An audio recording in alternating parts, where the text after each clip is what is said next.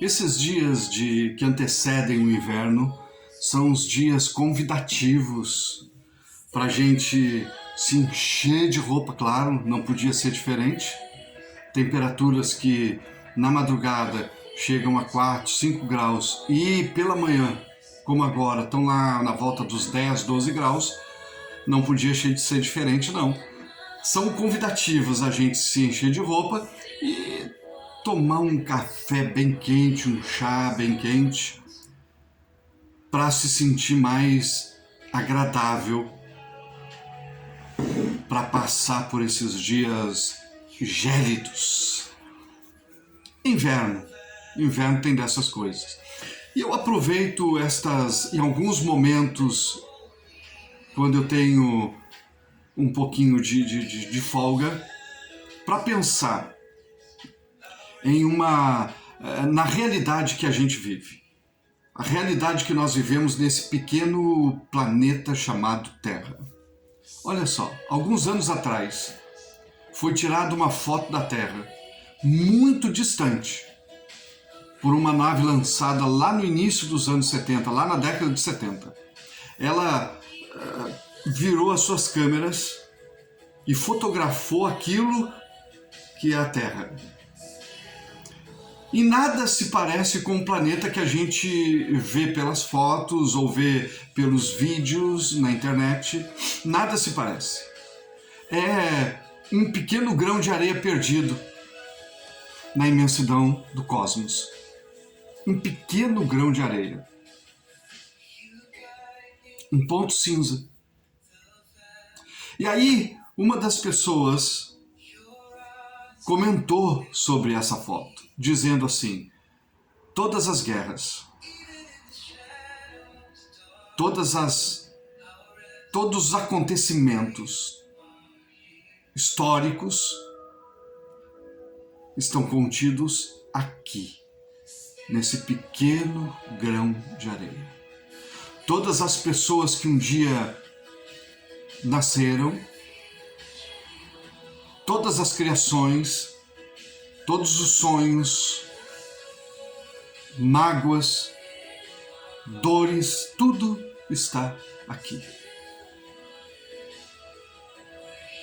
E eu fiquei pensando, nesse pequeno grão de areia, este pequeno grão de areia, teve a maior das histórias, o nascimento do Filho de Deus.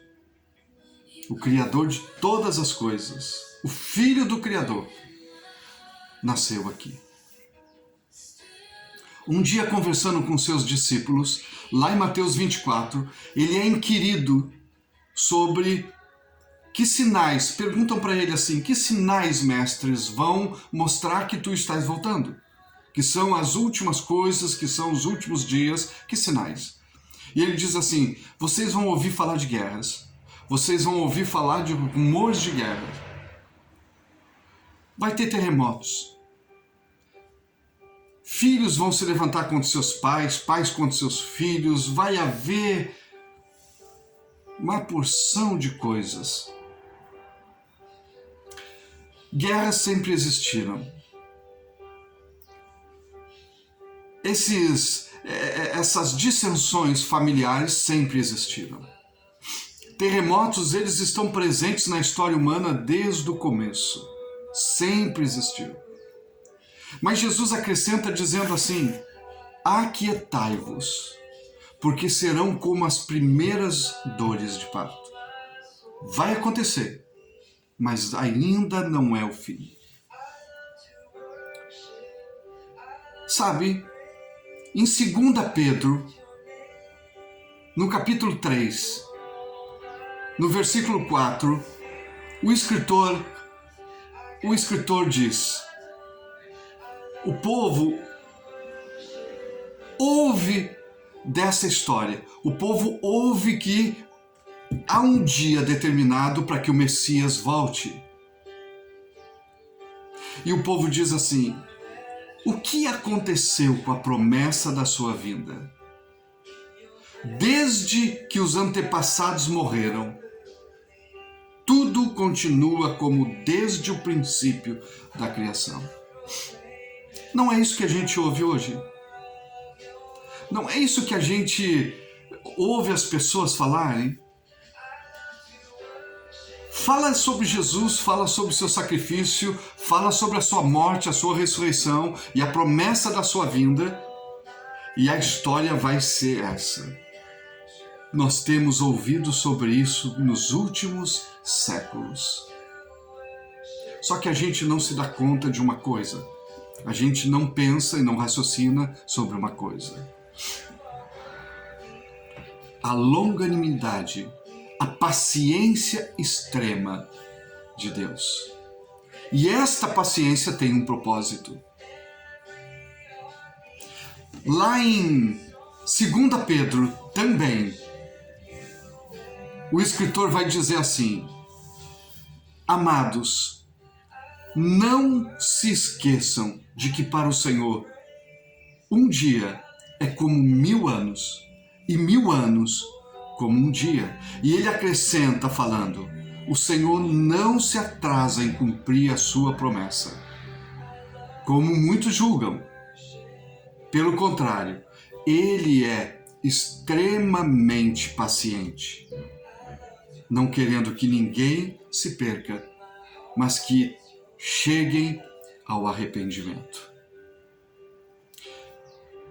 Nesse pequeno ponto, nesse pequeno grão de areia, nasceu o Filho de Deus. Longanimidade, paciência são características dele. Ele não se apressa para cumprir a sua palavra. Mas há um tempo para isso. O escritor de Eclesiastes vai dizer: há tempo para todas as coisas debaixo do sol. Há tempo de morrer, tempo de viver, tempo de plantar e tempo de colher, de chorar, de se alegrar, de fazer festa, de ter luto. Há tempo para todas as coisas. Há um tempo separado para que todo olho veja o Filho de Deus voltando nas nuvens com poder e glória. A pergunta é: eu creio nisso? Isto é uma realidade para mim? Como são os meus dias? Como eu passo os meus dias? Semanas, meses, anos? Como é que eu vivo? Eu vivo essa certeza de que há um momento na história, não apenas na história humana, mas na história universal.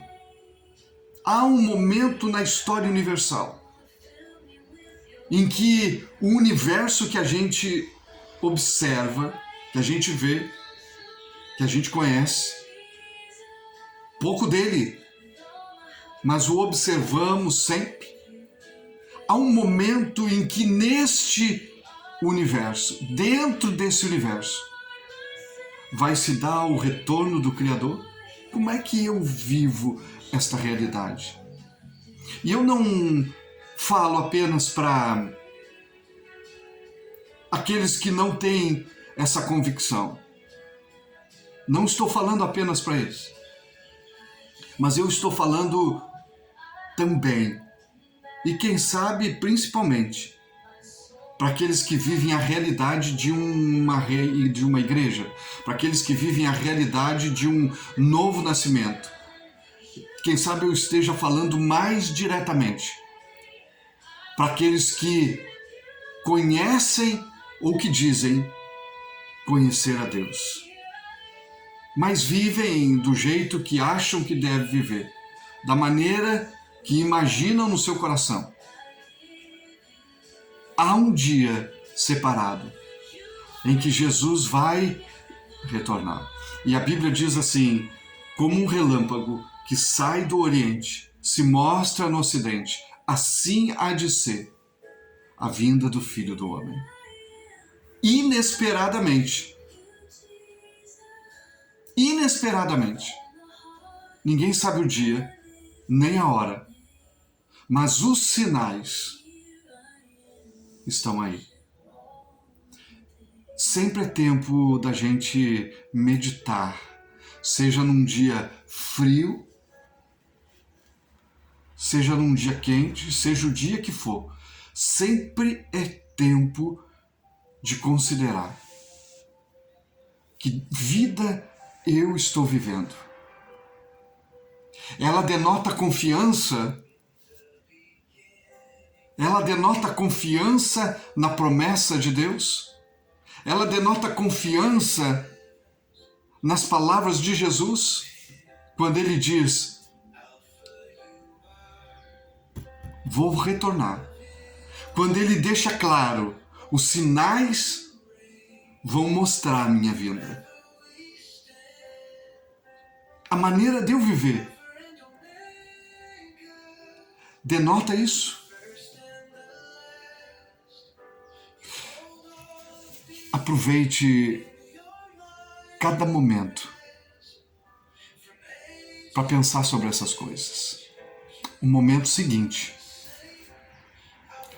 pode ser o último e derradeiro momento de toda a história nesse pequeno grão de poeira chamado Terra.